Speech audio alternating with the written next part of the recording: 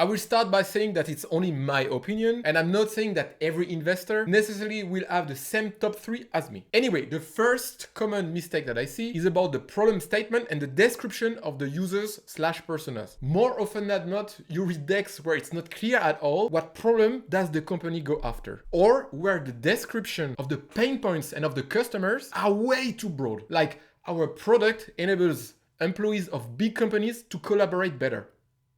If you manage to articulate precisely but concisely the pain points you solve and for which particular customer segments, it generally shows that you know what you are talking about and that it's not all theory. The second major mistake on my list is the lack of metrics in the deck. At early stage, I know that it's impossible to come up with clean user retention cohorts, a realistic churn rate, or a CAC. And this is why I think that many early stage founders don't dare to share metrics because they think that it's the only thing that investors expect. But when you are pre-PMF, you cannot. That being said, if you have MVP, do share some metrics around it. For example, if you have a couple of beta testers who are active on your product, do share some metrics around their usage, for example. If you had a successful campaign on product hunt, do share the number of signups that you generated.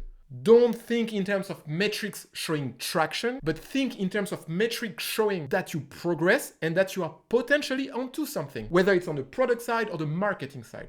And the last mistake of my top 3 is when it's not clear what has been built in terms of product and what the vision on the product side is. On most pitch decks, you will see screenshots of the product, but very often you don't know if it's a mock-up that no real users has ever interacted with, or if it's a product fully working and used by real people. And it makes a huge difference in the eyes of an investor if it's the second option.